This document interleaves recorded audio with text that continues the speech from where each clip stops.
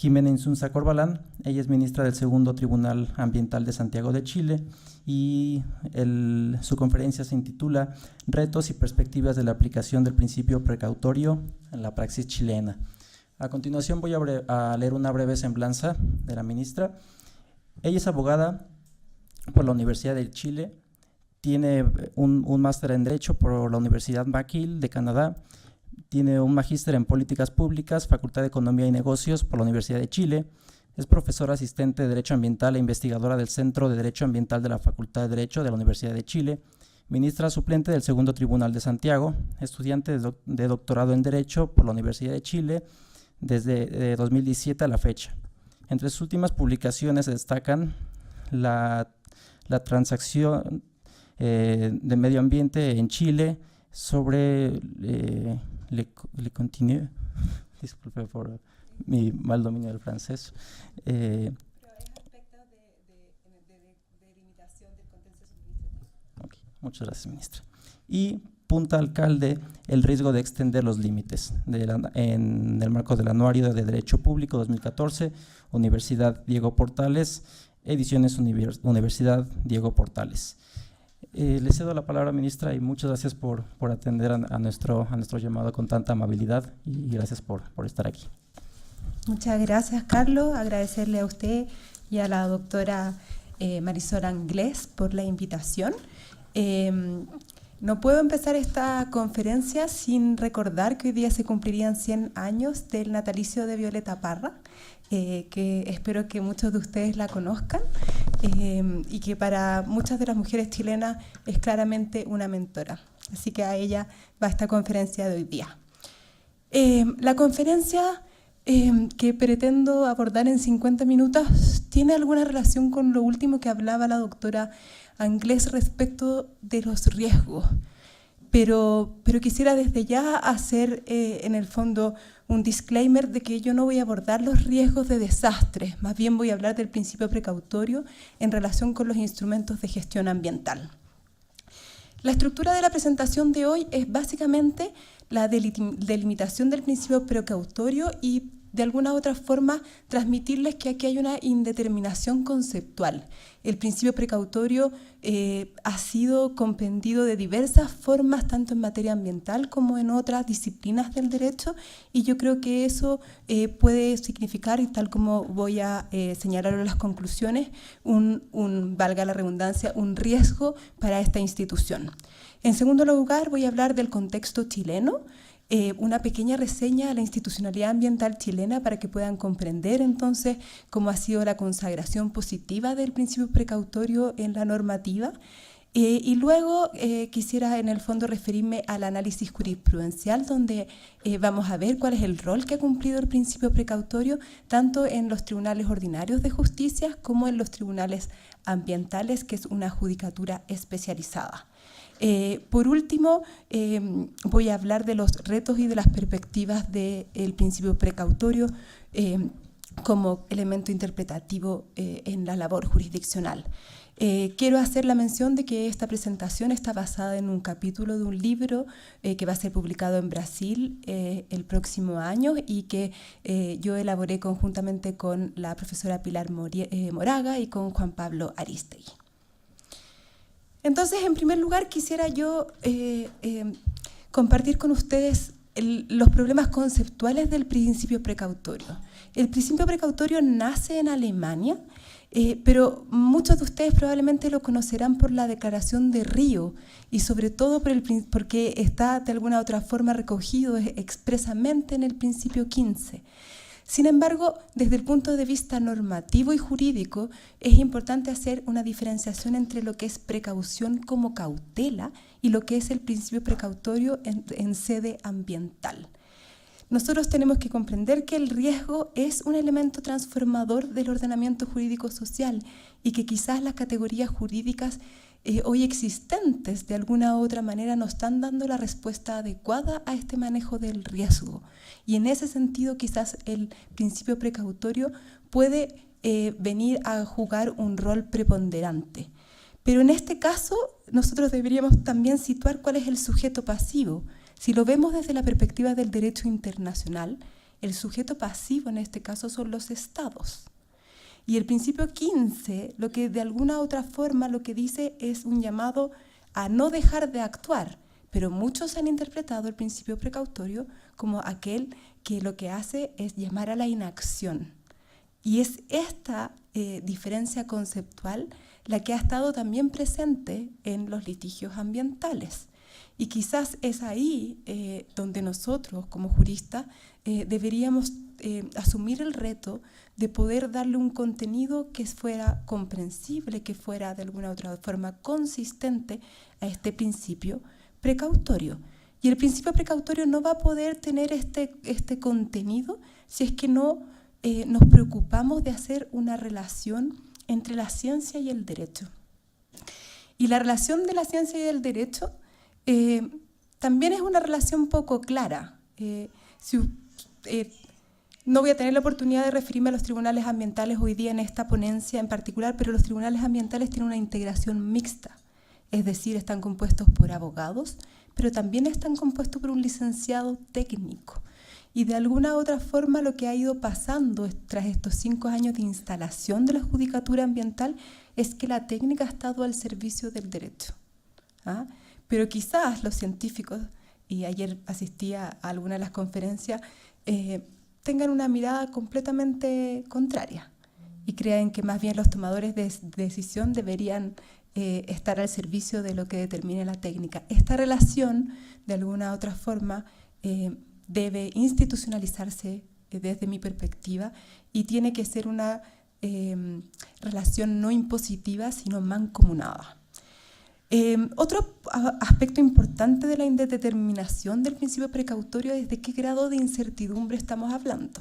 Ustedes acaban de tener un evento sísmico de gran proporción, que lamento muchísimo todo lo que los afectados, y además proveniendo de un país como Chile, donde los eventos sísmicos son anuales, como le comentaba a la doctora Carmona, de alguna u otra forma, si no es más arriba de 6 grados, nosotros seguimos con nuestra vida cotidiana porque hemos internalizado y hemos sido de alguna forma adaptativos a los eventos sísmicos. Pero el evento sísmico estaría dentro de la incertidumbre que pudiera ser entonces plausible la aplicación del principio precautorio, o de qué tipo de incertidumbre estamos hablando, qué grado de incertidumbre. Cuando los elementos científicos están en contradicción, ¿es eso una incertidumbre? ¿O es que el desarrollo de los conocimientos científicos no se encuentran suficientemente afianzados? Todas esas, de alguna otra forma, preguntas sin resolver, de alguna otra forma inhiben, a mi juicio, un mejor desarrollo del principio precautorio. Además, el principio precautorio lo que dice es que tiene que haber un riesgo de daño, y es un riesgo de daño con ciertos apellidos, un riesgo de daño grave, un riesgo de daño irreversible. ¿Quién cataloga ese riesgo de daño? En un ámbito de incertidumbre. Es decir, todavía tenemos muchas indeterminaciones conceptuales para hacer aplicación de este principio. Y por último, quiero decirles que si uno va a la literatura especializada, va a encontrar menciones al precautorio como un principio del derecho internacional, un enfoque precautorio como, en el fondo, un instrumento normativo legislativo, o también como medidas precautorias. Es decir, tampoco está delimitada la institución y de alguna otra forma ha sido recogida por los estados de diferente manera. Habiéndoles transmitido de alguna otra forma las delimitaciones, o más bien las limitaciones conceptuales que están asentados en los conceptos bases del principio precautorio, quisiera entonces hablarles del contexto chileno. La regulación de este principio en Chile es básicamente a través de los tratados internacionales. Existe una legislación que vamos a analizar más adelante, que es una legislación sectorial dispersa, pero que tiene algún grado de déficit o de falencia, y a diferencia de otros principios que rigen en materia ambiental, como ustedes conocerán, como es el principio preventivo o el contaminador pagador, Este principio no estuvo mencionado en el mensaje de ley que da origen a la Ley General de Bases del Medio Ambiente del año 1994. El mensaje de esa ley, que viene en el fondo a consagrar y a implementar nuestro derecho constitucional a vivir en un medio ambiente libre de contaminación, tuvo de alguna otra forma la resistencia por parte del Ejecutivo de esa época de consagrar el principio precautorio dentro del mensaje de ley, justamente para que no fuera utilizado como un elemento interpretativo. Esto yo lo puedo decir así sin más en el año 2017, porque esto era una discusión que se dio en 1994, a 4 años de volver a la democracia. Ustedes comprenderán que medio ambiente en esa época no era un tópico del cual se hablara ni se hicieran grandes debates, y por lo tanto el hecho de que hubiese resistencia al principio precautorio, teniendo como una de las garantías principales el desarrollo de la actividad económica, era comprensible para esa época y quizás no para la actual. ¿Quiénes son los actores que hoy día podemos ver que están de alguna otra forma utilizando el principio precautorio? Claramente la ciudadanía. Todo lo que ha sido la regulación que podríamos hoy día de alguna otra forma someter a evaluación si es positiva o es negativa de los organismos genéticamente modificados ha sido desde la base de la ciudadanía, no ha sido desde otros actores. Hoy día la administración de alguna otra forma ha tenido que corregir su actividad de policía para hacerse cargo de los riesgos, y en esta modificación de la actividad de policía clásica ha utilizado el principio precautorio. Más adelante vamos a ver y ustedes podrán tomar su propio juicio si lo ha hecho de manera adecuada o no. Y finalmente los tribunales, que es donde yo me voy a detener, justamente porque es ahí donde me desempeño, también han recogido el principio precautorio de maneras disímiles, y ese también es uno de los desafíos que como órgano jurisdiccional debemos tomar. ¿Cuál ha sido el contexto de análisis de esta ponencia? Básicamente lo que se refiere a proyectos de inversión, que no sé exactamente cómo se llama acá la autorización de habilitación, pero en Chile es un sistema de evaluación de impacto ambiental y lo que da como resultado es una resolución de calificación ambiental. Veo a muchos asentir con la cabeza, así que me imagino que estamos hablando de un instrumento de gestión ambiental muy parecido. Luego tenemos las normas primarias y secundarias, lo que son medidas provisionales, donde yo creo que efectivamente el principio precautorio tiene una posibilidad o un potencial de desarrollo bastante significativo, y lo que son las sanciones administrativas por los incumplimientos a estos actos administrativos de autorización. La institucionalidad ambiental actual de nuestro país es una institucionalidad que tiene algunos rasgos bastante sui generis. Nosotros no contábamos con un Ministerio del Medio Ambiente sino hasta el año 2010, para sorpresa supongo de muchos de ustedes. Tampoco contábamos con un órgano inspectivo, es decir, todo lo que era la fiscalización y la sanción de los componentes de medio ambiente eran sectoriales. Hoy día contamos con una superintendencia del medio ambiente. Todo lo que era la evaluación de proyectos estaba a cargo del Ministerio del Medio Ambiente, es decir, la regulación y la gestión estaban mancomunadas. Eso también se modificó. Hoy día existe un servicio público que está a cargo de la administración del sistema de evaluación de impacto ambiental. En resumidas cuentas, uno puede decir que los 3 pilares fundamentales, es decir, lo que es regulación está a cargo del Ministerio del Medio Ambiente, lo que es gestión está a cargo de un servicio público distinto, y lo que es fiscalización está a cargo de un órgano inspectivo que cuenta con potestades, yo diría, bastante robustas. Pero lo singular es que para poder crear este órgano inspectivo, en la tramitación legislativa, se exigió de alguna otra forma que hubiese un órgano que le hiciera contrapeso.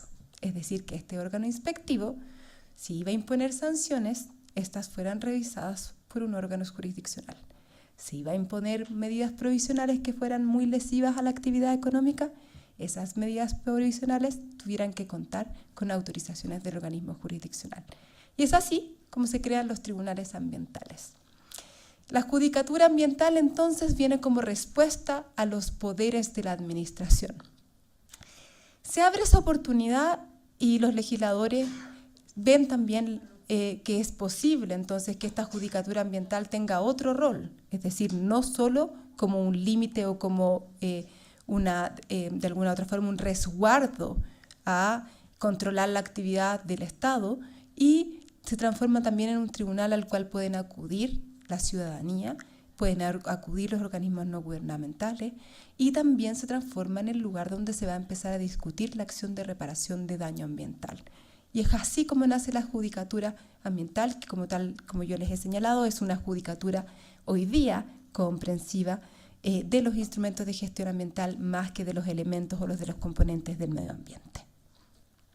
Existen 3 tribunales ambientales, uno en el centro, otro en el sur y otro en el norte.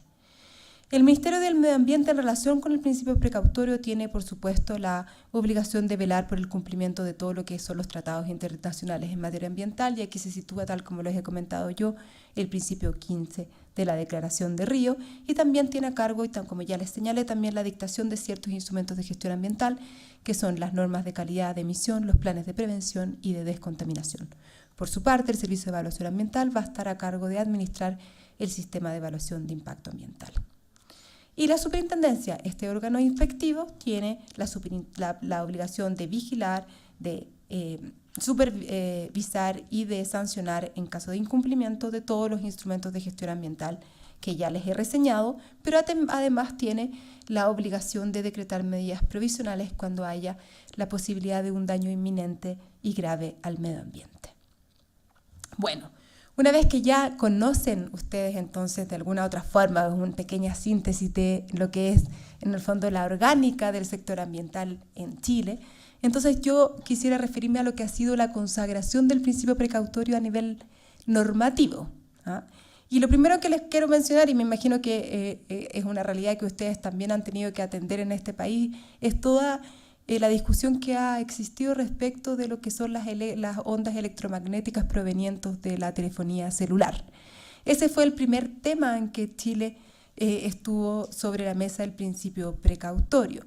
Y si bien no fue consagrado en el texto normativo, es decir, que la regulación tenía que tener de alguna otra forma algunos aspectos que tuvieran como consecuencia esta mirada precautoria, lo que sí es posible aseverar es que en ese cuerpo normativo hay ciertas medidas que tienen como consecuencia esta presencia en la discusión y la tramitación legislativa de este principio. En primer lugar, las distancias mínimas y la obligación de colocalización.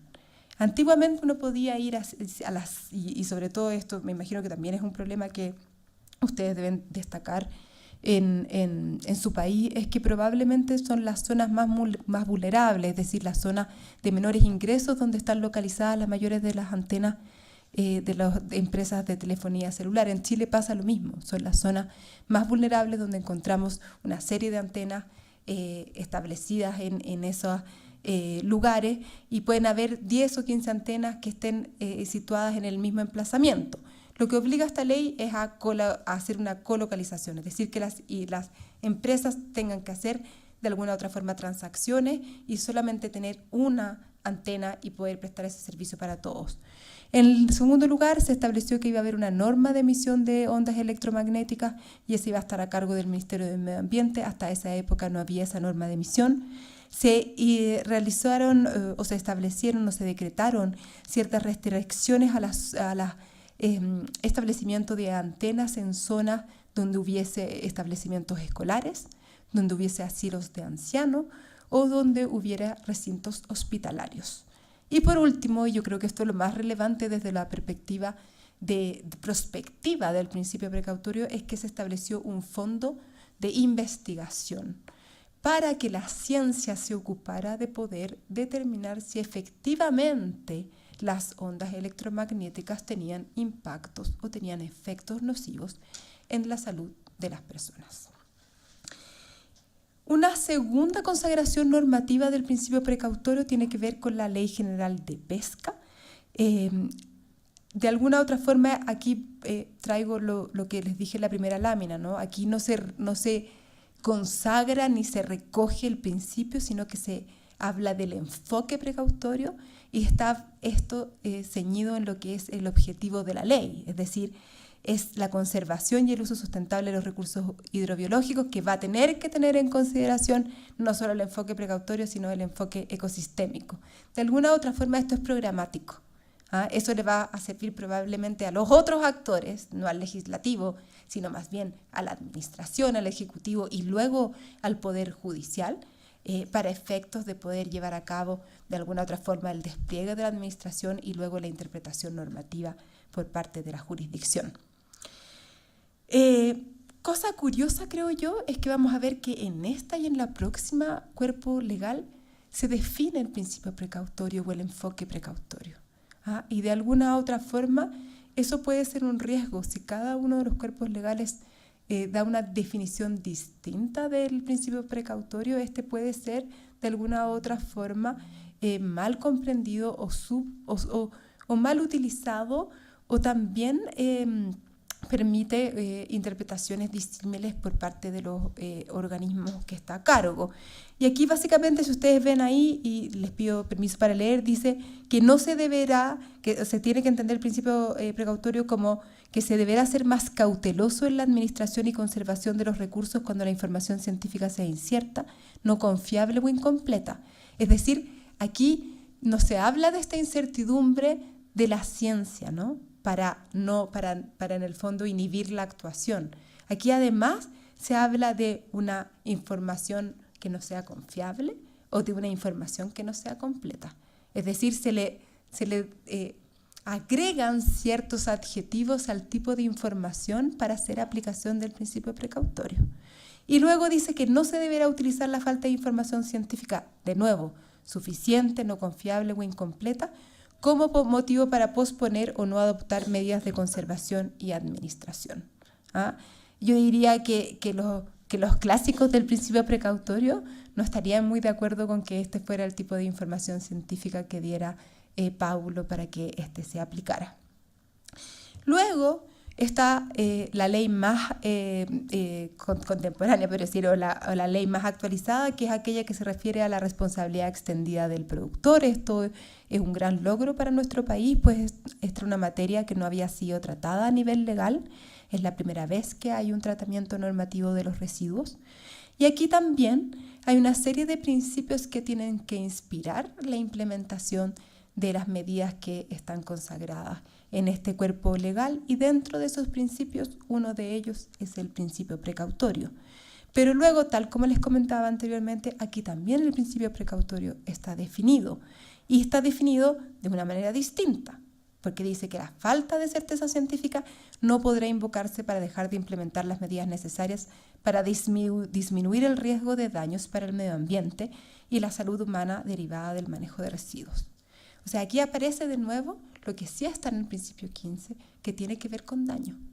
Pero la ley de pesca que vimos antes tenía que ver con la conservación y en el fondo el uso de los recursos hidrobiológicos, el uso y aprovechamiento del uso de los recursos hidrobiológicos. Si ustedes ven, aquí hay dos miradas distintas del principio precautorio y no obstante utilizan la misma concepción o la misma conceptualización. En este caso también vale la pena recalcar que todo lo que sea contencioso administrativo, es decir, de los decretos supremos que vayan a establecer cuáles son los productos prioritarios, no quiero entrar en detalles, pero la base de esta normativa tiene que ver con que ciertos productos prioritarios como los aceites, como las baterías, ¿no es cierto?, van a ser las que van a tener un ciclo de vida que responda a esto de la responsabilidad extendida del productor, y así como las sanciones que se impongan cuando haya incumplimiento normativo van a llegar al Tribunal Ambiental, y por lo tanto el Tribunal Ambiental va a tener que de alguna u otra forma hacerse cargo si es que utiliza o no el principio precautorio, dado el contexto del caso, por supuesto, como un elemento interpretativo.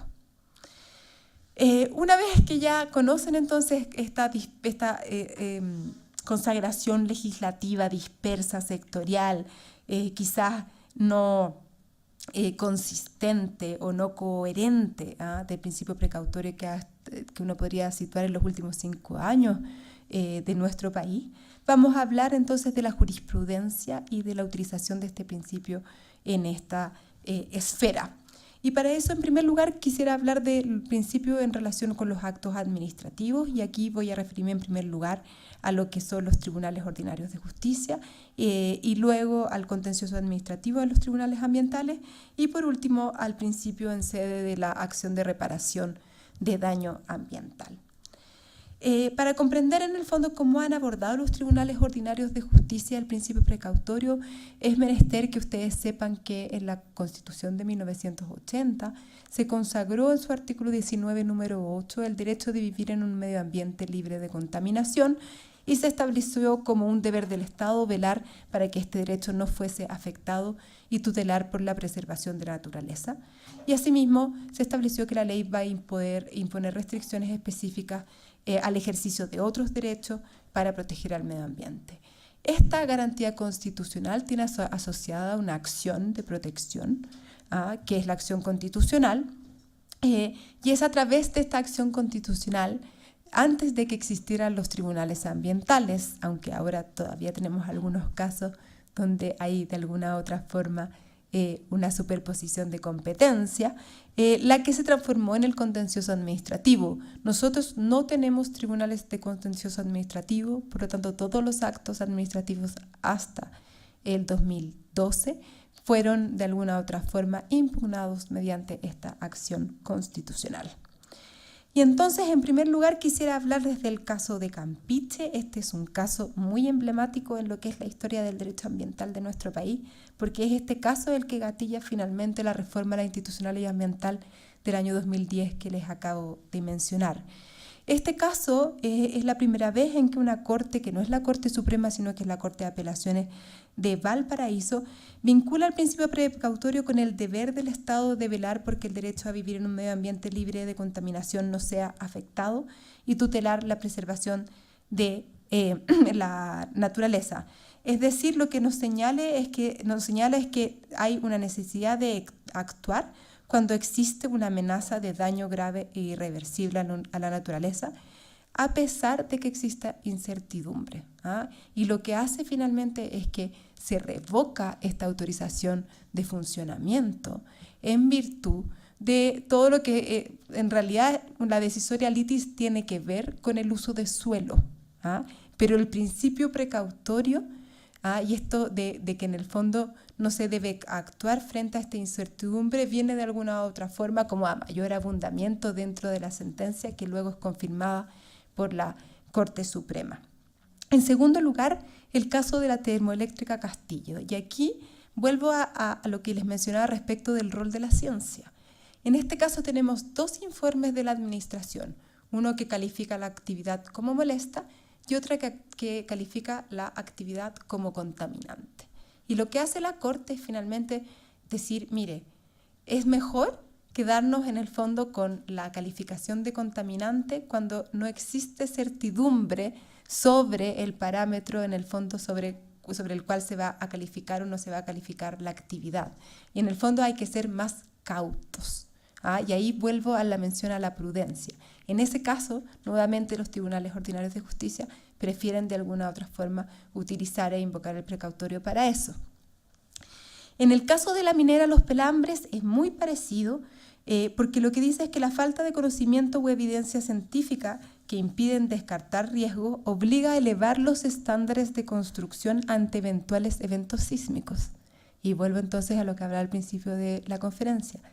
Podemos considerar que los eventos sísmicos están justamente dentro del grado de incertidumbre por el cual se podría aplicar el principio precautorio. Yo creo que esa es una pregunta que yo les dejo planteada para los 10 minutos que vamos a tener de debate. En el caso de la hidroeléctrica de Río Cuervo, volvemos al tema sísmico, que como les decía en Chile es muy recurrente. Entonces, la Corte lo que dice es, mire, no es posible descartar la ocurrencia de movimientos sísmicos. Eso es un hecho. Nosotros no mandamos sobre la naturaleza. Y por lo tanto eso nos obliga a adoptar mayores medidas de seguridad y que sean factibles.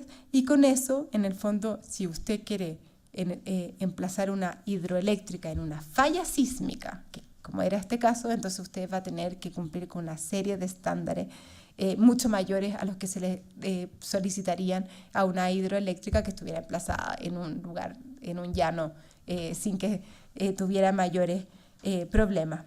Y aquí la Corte hace una cosa también que es importante para mi gusto y que a veces está muy confusa en algunos de los textos de la literatura, y es la distinción entre el principio preventivo y el principio precautorio.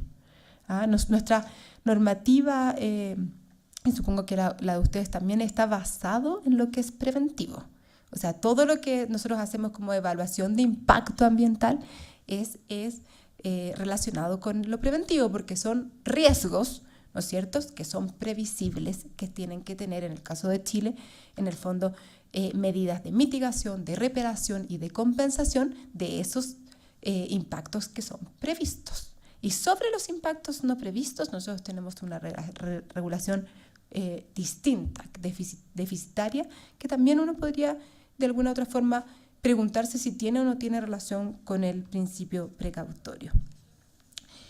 Luego, en las dunas de Conconi también lo traigo porque también no quiero de alguna otra forma parecer sesgada en los planteamientos que traigo de los tribunales ordinarios de justicia, porque justamente son los casos que en el fondo dan lugar a este elemento interpretativo del principio precautorio, el que me parece que eran o que revestían el mayor interés para la audiencia. Pero en las dunas de Concón y en algunos de los que yo mencioné, la Corte hace declaración sobre que ella no busca establecer un estándar de riesgo cero. Y eso está bien que la judicatura lo entienda. Nosotros no podemos vivir en una sociedad en que nosotros creamos que podemos hacer todo lo que hacemos, es decir, estar hoy día aquí sentados, el que yo haya podido venir y acompañarlos, etcétera, cuando lo que estamos buscando es riesgo cero. Y entonces, concluyendo respecto del actuar de los tribunales ordinarios de justicia, uno podría decir primero que lo han utilizado como un elemento interpretativo, no obstante el escaso reconocimiento del ordenamiento jurídico, y ahí sería interesante para aquellos que siguen la disciplina del derecho internacional, cómo en el fondo la judicatura ha utilizado este elemento interpretativo directamente. Es decir, ha traído el tratado y lo menciona en los considerandos del fallo directamente para poder, en el fondo, decidir el caso. Y en otros fallos lo que ha hecho básicamente es utilizarlo como un antecedente de contexto, reproduciendo lo que las partes han señalado. Algo también importante de recalcar es que también el principio precautorio ha sido de alguna u otra forma tomado como una eximente, o más bien, para no aplicar el principio precautorio se ha utilizado como eximente el hecho de cumplir con el ordenamiento jurídico.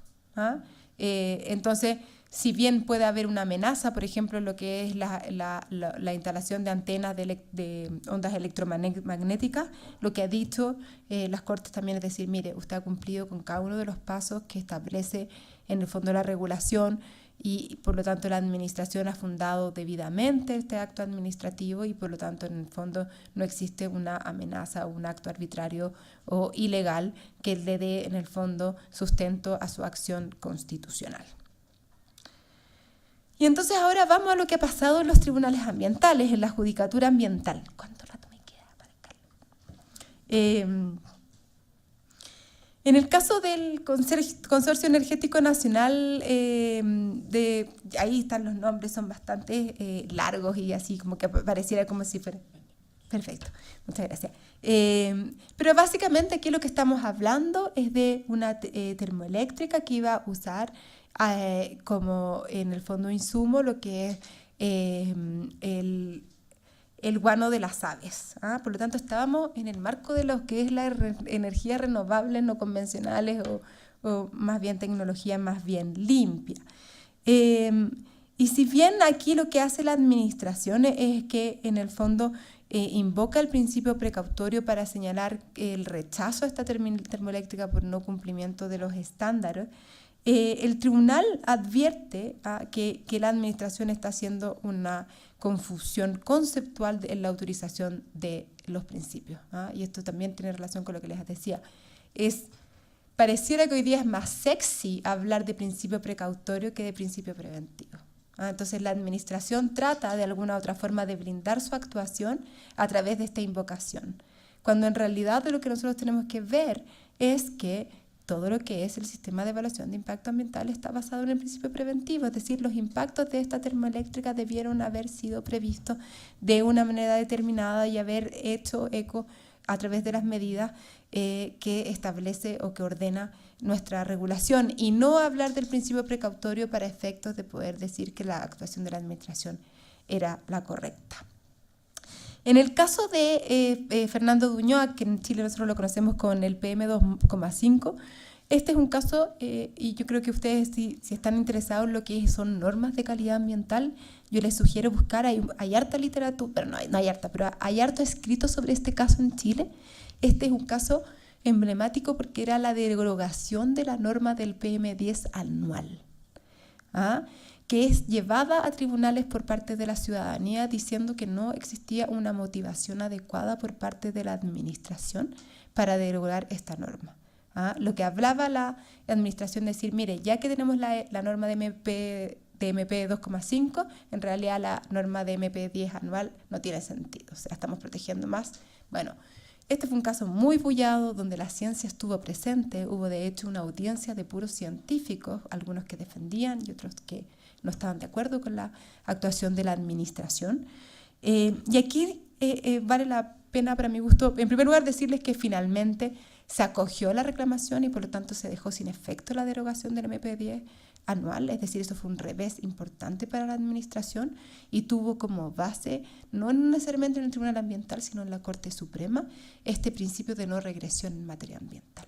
Es decir, mire, si nosotros hemos avanzado, tiene que ser realmente muy bien fundamentado en el fondo el retroceder, y no aparece de los antecedentes ni en el fondo fácticos, científicos, ni en todo el expediente administrativo, que era enorme, algo que en el fondo haga creer que realmente la derogación más bien nos va a dejar en el mismo nivel de protección estando o no estando.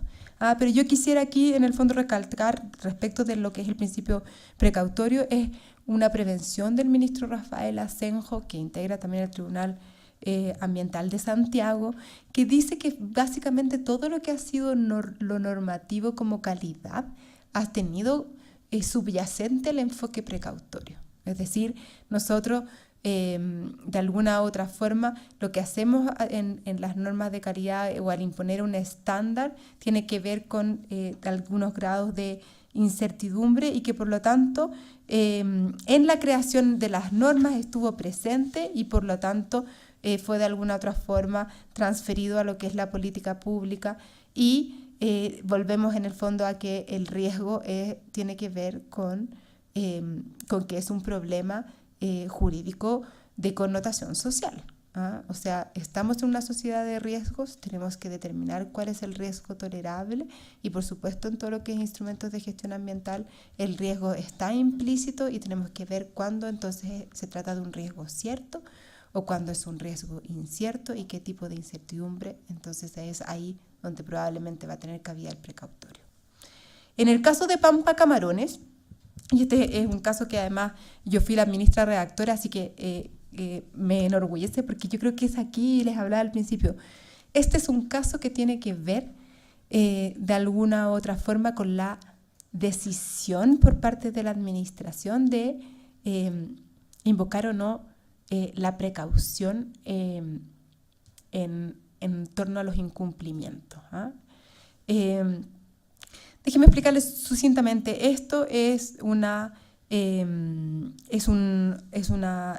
proyecto que tiene de alguna otra forma una implicancia en lo que es el borde costero. Tenía un sistema que se llamaba SIAM, que tenía que estar establecido en las coordenadas 5,15.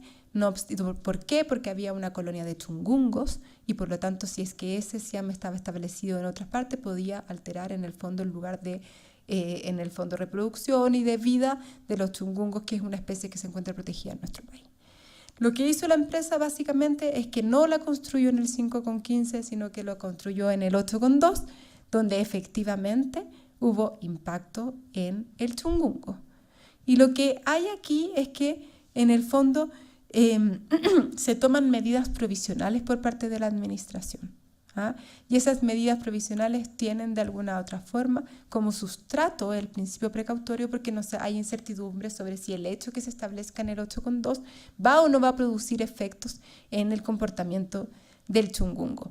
La empresa lo que hace es impugnar este acto administrativo y llegado y conocido por el Tribunal Ambiental, debo decir que nosotros rechazamos la reclamación no en base al precautorio, de hecho expresamente decimos que tiene que ver con el incumplimiento de una medida del sistema de evaluación ambiental que se basa en el preventivo. Pero lo curioso de esto es que, no obstante el Tribunal Ambiental afirma eso, la Corte Suprema, y por eso les digo que quizás aquí tiene que ver con hoy día cuán progresista es o no la invocación del principio precautorio, la Corte Suprema dice que no, que sí, que está bien la sentencia, de hecho rechazó la casación, pero la rechaza porque hay un nivel alto de incertidumbre respecto del efecto en el chungungo y invoca el principio precautorio. Entonces es curioso porque son jueces generalistas, con menos conocimiento experto quizá, pero que tienen una sensibilidad a esta posibilidad de riesgo real que existe cuando en el fondo hay una especie como el chungungo que, como les decía, es protegida. Luego tenemos el caso de la Vega, y en este caso también tiene que ver con las ondas electromagnéticas, pero aquí básicamente lo que dice el tribunal es decir que mire la invocación que hacen los reclamantes, que eran los ciudadanos de estas comunas donde se iba a instalar una serie de un trazado eléctrico, es decir, mire la administración en el fondo haciéndose eco de la incerteza sobre los efectos de las ondas electromagnéticas, ha tomado todas las medidas necesarias y proporcionales, y aquí vuelve otro elemento con el precautorio que tiene que ver con la proporcionalidad. El precautorio nos puede llamar a la acción o a la inacción, va a depender del marco conceptual en el que uno se encuentre, pero también cualquiera de los dos marcos en los que tú estás tienes que tomar medidas que sean proporcionales. Y también hay algunos que dicen que tiene que ver o que encuentra su límite en la certeza jurídica. Por último, lo que es Álvaro Toro Vega, esta es una demanda de daño ambiental, que también es el único caso donde el precautorio ha estado presente en el caso de la acción de reparación de daño ambiental. Y aquí es importante que si bien el tribunal rechaza la acción de reparación, esto es responsabilidad extracontractual civilista pura, lo que dice es que esto tiene que ver con con todo lo que tiene que ver con los tranques de relaves abandonados en nuestro país. Nosotros tenemos una cantidad de minas abandonadas enorme, es un tema en Chile. Chile, como ustedes sabrán, es un país minero que recién tuvo una legislación más bien robusta en materia minera desde la década del 90, recién el año 2013 tenemos una ley de cierre de faenas, es decir, las empresas no tenían por qué presentar un plan para en el fondo garantizar cómo iban a cerrar sus operaciones. Por lo tanto, ahí tenemos un problema y en este caso, si bien no se cumple con el estándar del daño ambiental, que en Chile es bastante alto, sí hay en la sentencia de los tribunales ambientales un llamado explícito, ¿no es cierto?, a decir que estamos frente a un riesgo que tiene relación con los residuos mineros y que es necesario entonces que la autoridad, y ahí un poco lo que hablaba Marisol, que siempre le estamos demandando al Estado que se haga cargo. Bueno, sí, efectivamente, en el caso, pensemos en Estados Unidos, todo lo que es el Superfund, también es el Estado finalmente el que de alguna u otra forma se está haciendo cargo, después podrá repetir contra los terceros. Por último, en el caso del tercer tribunal ambiental, este es el que está situado en el sur, tenemos nuevamente lo que es Empresa Nacional, que es lo que es Endesa, y aquí está algo que les había mencionado, que tiene que ver qué ocurre entonces con los impactos no previstos. Nosotros hacemos una evaluación de impacto ambiental, creemos que las variables se van a comportar de cierta manera, pero de repente ocurre que esas variables no se comportan de esa manera. Tenemos en el caso chileno varias situaciones en que los humedales tenían que comportarse de determinada manera porque el modelamiento del ciclo hídrico había sido X y resulta que al final, una vez que la actividad se desarrolla, el humedal se ha desecado y por lo tanto la variable hídrica no se condujo de la manera que estaba prevista. ¿no es cierto? Bueno, en el caso de los efectos no previstos, yo creo que el principio precautorio efectivamente podría tener una gran aplicación, porque justamente ahí tú estás con un grado de incertidumbre donde está implícito que haya un grave daño al medio ambiente y que éste sea irreversible. O sea, estamos hablando de humedales que pueden tener de alguna u otra forma un nivel de protección como es Ramsar, o podrían no tenerlo, pero en el caso de los humedales son de alguna u otra forma objeto de protección a nivel mundial. Y uno debería pensar que hace 20 años los humedales eran por nosotros despreciados como pantanos. Eso tiene que ver con la dinámica de lo que es la materia medioambiental. Entonces, también ahí hay una cosa de protección que no hay que perder de vista. Eso fue una digresión mía, pero importante porque de verdad uno se va dando cuenta, y ahí en el fondo la comunicación con los geógrafos es tan importante. O sea, el territorio es dinámico. Y por último, la Corporación para el Desarrollo. Es súper importante porque acá también estamos hablando de normas, no estamos hablando de un proyecto en particular, y aquí se ven de alguna u otra forma en contradicción, tanto por las alegaciones que hace en el fondo la reclamante, que era el Estado, es decir, porque el Tribunal Ambiental de Valdivia rechaza la regulación impuesta por el Estado, y lo que hace el Estado es decir, mire, aquí nosotros estamos aplicando de alguna u otra forma el principio precautorio para efectos de alterar la carga de la prueba. Y ahí yo también creo que hay un problema de nuevo de indeterminación conceptual. El principio precautorio no es para alterar la carga de la prueba. Pero lo que es interesante en este caso es que aquellos que eran en el fondo los reclamantes, que eran las empresas a las cuales se le iba a aplicar esta nueva norma, lo que hacen es atacar básicamente el análisis costo-beneficio. Y ahí el precautorio sí tiene en el fondo algo que decir, porque el precautorio, por lo menos como ha sido su desarrollo, sobre todo en Estados Unidos, tiene que ver con este impacto de costo-beneficio súper duro, podríamos decir, y que ha sido criticado por algunos de los autores, estoy pensando en Cass Sunstein.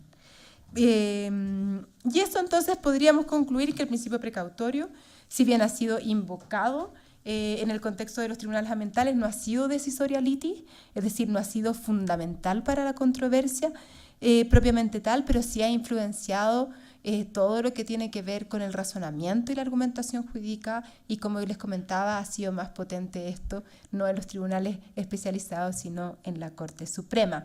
Quisiera entonces terminar con los que yo considero que son las retas y perspectivas de la aplicación del principio precautorio, y que tiene que ver primero con hacernos cargo de esta confusión conceptual. Es decir, podemos hablar del principio de precaución o de la prudencia o de la cautela en todas las disciplinas del derecho, no me cabe ninguna duda, pero tenemos que darle de alguna otra forma un contenido importante en lo que es el derecho ambiental. Hay un déficit regulatorio que en Chile, como les decía, es sectorial, muy acotado, pero además de ser acotado, es bastante inconsistente, tal como lo veíamos nosotros conjuntamente en las láminas. No obstante todas estas deficiencias, esto no ha sido óbice para que no se haya sido invocada en la jurisdicción, y uno diría que a propósito de este contexto, ¿no?, de este escenario, hay retos para todos los actores, hay retos para la administración en cómo gestionar la incertidumbre. Hay reto en el fondo para los tribunales para alcanzar una jurisprudencia uniforme que no confunda conceptualmente el principio de prevención ni el de precaución, y que de alguna u otra forma dé certeza a la incerteza. Y yo creo que todo lo que yo les he dicho tiene de alguna u otra forma un trasfondo que tiene que ver con mi posición personal, y es que el abuso del principio precautorio, su sobreutilización y su banalización puede constituir en su desprestigio. Y yo creo que de eso tenemos que nosotros, como juristas del derecho ambiental, hacernos de alguna u otra forma eco y cuidarlo. Y por último, creo que tenemos que establecer puentes con la ciencia. Y establecer esas puentes con la ciencia, sobre todo desde una posición escéptica. Y también me permito citar en este caso a Francisca Moya, que es una abogada también de la facultad donde yo imparto clase, que ganó el premio del Tribunal Constitucional con su memoria para optar al grado de licenciada en Ciencias Jurídicas y Sociales, que es esta, y su cita que a mí me parece bastante reveladora. Dice: ni los científicos ni los expertos son seres angelicales. No se puede dejar de reconocer que se manejan por intereses de naturaleza muy variada, tanto o peor que como sucede en cualquier otra disciplina. El científico ha dejado de ser aquel genial artesano enclaustrado en una torre de marfil, un héroe solitario que persigue principalmente metas epistemológicas, y ha quedado integrado en calidad de asalariado o socio capitalista en grandes empresas tecnológicas. Si bien no creo que todos los científicos puedan de alguna u otra forma hacer eco de esto, lo que sí quisiera a través de esta mención es que la ciencia en su aporte tiene que ser de alguna u otra forma sometida a ciertos estándares y ciertos, de alguna u otra forma, test o screening para que nosotros podamos tomar las mejores decisiones. Muchas gracias.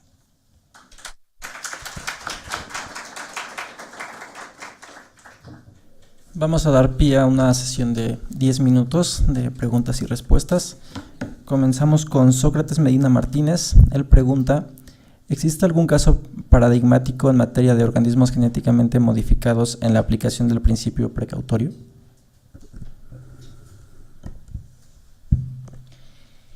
En Chile, los organismos genéticamente modificados recién empezaron a ser regulados en el año 2010. Sin embargo, el reglamento nuevo del sistema de evaluación de impacto ambiental entró a regir el 24 de diciembre del 2013. Por lo tanto, lo que ha sido la evaluación de lo que son organismos genéticamente modificados todavía no necesariamente ha tenido un acto administrativo final y por lo tanto no ha sido llevado o ha sido impugnado en organismos jurisdiccionales. En la regulación, en la tramitación legislativa para incorporar este nuevo literal para que fuera obligatoria la evaluación de impacto ambiental, sí hubo bastante debate, pero como les digo, no existe todavía un caso paradigmático a nivel jurisdiccional. Gracias, ministra. Fernanda pregunta: ¿cuál es la limitación principal en la aplicabilidad del principio precautorio? Esa pregunta lo que me hace es decir quizás que no entendieron mi presentación. No. Yo le diría básicamente que si hoy día estamos en una sociedad de riesgo, tenemos que empezar a determinar cuáles son los riesgos ciertos y los riesgos que son inciertos porque hay un grado de incertidumbre, porque hay un desarrollo de la ciencia que todavía no nos permite decidir qué es lo que podría pasar. ¿Ah? Y entonces ahí, primero desde la administración uno tiene que ver, por ejemplo, ¿prohibimos organismos genéticamente modificados? Eso es lo que diríamos inacción, ¿no es cierto? O la acción del Estado, porque en el fondo implica una prohibición, ¿no es cierto? O en el caso de las ondas electromagnéticas, mire, esto es una actividad que trae muchos beneficios, es decir, todos nosotros podemos estar comunicados en este momento con nuestra familia, con nuestros hijos, con etcétera, y todavía lo que hay respecto, en el fondo, del avance de la ciencia, de si son o no son cancerígenas, por poner una cosa más de caricatura directa, ¿no es cierto? No es un nivel de incertidumbre que no trae aparejado quizás un daño en la salud de las personas de tal envergadura que nos haga, en el fondo, sujetos de prohibición. ¿Ah? Entonces, es ahí donde yo creo que la definición del precautorio y de cuál es el estándar que como sociedad, y cada sociedad tiene derecho de alguna u otra forma a determinar su propio estándar, es ahí donde yo creo que la aplicación del principio precautorio tiene su mayor limitación. Pero como les decía, yo creo que todavía no hay una... por ejemplo, déjeme ver si lo puedo poner desde otra perspectiva. Hay muchos que abogan que el principio precautorio tiene que tener como base el análisis costo-beneficio. ¿Ah? Y en el fondo aplican economía a esto, traen teoría de juegos, traen teoría de probabilidades, entonces dicen, mire, la posibilidad de que se realice una actividad cuya impacto, cuyo daño, cuyo riesgo, cuya posibilidad cierta de causar eso es incierta, ¿no es cierto? Lo vamos a valorar de tal manera. Y hacen en el fondo de alguna otra forma un análisis que dice que entonces cuál es la mejor situación. ¿Ah? Y yo creo que la utilización de instrumentos económicos en materias tan delicadas como son los organismos genéticamente modificados, como tienen que ver con productos farmacéuticos, con lo que es también producción alimentaria, tiene que ser de alguna otra forma utilizada con prudencia. Entonces ahí yo también creo que también puede haber de alguna otra forma una limitación en la aplicación del principio precautorio desde esa perspectiva que es la perspectiva más anglosajona. Teresa Sánchez pregunta, ¿todavía está en función el CONAMA en Santiago? No, la CONAMA, como les comentaba un poco en la lámina de lo que es la nueva institucionalidad ambiental, CONAMA dejó de existir y se transformó en estos tres, en el fondo, servicios públicos, entre comillas, porque el ministerio es más que un servicio público. Entonces, la CONAMA, que estaba a cargo antes de lo que era la regulación y la evaluación, se transformó en el Ministerio del Medio Ambiente, luego en un servicio público de administración del instrumento de gestión ambiental por antonomasia en Chile, que es el CIA, y nació este órgano inspectivo que es la Superintendencia del Medio Ambiente. La doctora Marisol Anglés pregunta, ¿existen en su país todos los elementos y programas para hacer efectiva la responsabilidad extendida del productor? Es una buena pregunta, Marisol. Lo que es la responsabilidad extendida del productor es una ley que recién se publicó el año pasado. Estamos recién en todo lo que es la implementación de los decretos de los productos prioritarios, que básicamente son baterías, aceite y neumáticos, diría yo, si no mal recuerdo. Y esos decretos nosotros estamos expectantes como tribunal a que se dicten porque probablemente vayan a ser impugnados. Pero sí te puedo decir que hay en el fondo todo lo que ha sido una marcha blanca desde hace bastantes años y por eso es que son esos productos prioritarios con los que se va a iniciar. Todo lo que tiene que ver en esa ley con lo que es reciclaje ha tenido una implementación más dificultosa porque usted comprenderá que ahí son agentes y son actores a veces individuales, a veces en el fondo comunitarios, entonces primero va a tener que desplegarse toda una fase de educación respecto a todo lo que es manejo de residuos, pero como le decía, ese ha sido un gran logro para nuestro país porque llevamos casi 20 años sin ninguna normativa. 2 preguntas más. ¿Podríamos pensar que el principio precautorio abre la posibilidad de cuestionar ese privilegio epistemológico que ha tenido la ciencia desde la Ilustración? O sea, yo creo que nosotros tenemos ese deber como juristas. Nosotros somos los que tenemos que... Y por eso es que la última cita, quizás un poco provocadora, es decir, mire, la ciencia de alguna otra forma nos ha ilustrado a tomar la decisión correcta y eso supone que la ciencia es neutra. Y yo no creo que la ciencia sea neutra. Y en ese sentido somos nosotros, los juristas, los llamados a buscar mecanismos, como le decía yo, que tienen que ver con los screening y con la evaluación del estándar de la calidad de la ciencia y con su independencia. O sea, yo creo que como a nosotros los juristas se nos pide ser imparciales e independientes, la ciencia que vaya a ser el insumo directo de las políticas públicas tiene que tener las mismas características. Y por último, Albania Arrazola le da gracias por su ponencia y pregunta, ¿es cierto el impacto positivo que tuvo el PRES, Constitución Programa de Reconstrucción Sustentable de la Constitución, que implementó el arquitecto Alejandro Aravena, ¿es Aravena? Como respuesta a la emergencia que ocasionaron el terremoto y el tsunami en 2010 en Chile? Yo no sería quién para poder decir que lo que ha hecho Alejandro Aravena con lo que es la vivienda social no es sino un logro para nuestro país. O sea, él ha sido premiado y efectivamente ha tenido mucho éxito. Eso no significa que esa respuesta sea suficiente. Yo creo que es importante, y estaba también hablando con la doctora Carmona, es que, y no le alcancé a comentar eso, pero en Chile lo que ha pasado desde lo que fue el sismo de febrero del 2011 y los otros 2 que siguieron, es que se ha empezado a ver de manera institucional la creación de una agencia para lo que tenga que ver con desastres. Y un poco con la mesa anterior, nosotros estamos abogando, no sé si siempre es lo correcto, pero sí creo que es el punto de partida, en hacer un rediseño institucional. Es decir, hoy día lo que está a cargo de lo que son desastres o emergencias en Chile es un servicio de tercer nivel que en el fondo, en el momento dado, tiene que tratar de coordinar a todo, desde las Fuerzas Armadas hasta los ciudadanos que quieren ayudar. Y eso, con ese nivel de recursos y con ese diseño institucional, claramente no da abasto, y por lo tanto se está pensando en crear una agencia. Es un proyecto de ley que está hoy día en el Congreso. No creo que termine. Nosotros tenemos elecciones a fin de año, así que no creo que vaya a terminar en este gobierno, pero creo que es una discusión que va a seguir en el próximo. Muchas gracias. Esas fueron todas las preguntas. Y antes de clausurar, les comento que si quieren seguir escuchando a la ministra Jimena, en 1 hora va a estar en el Centro de Ciencias de la Atmósfera, en 2 horas. Tienen tiempo para comer.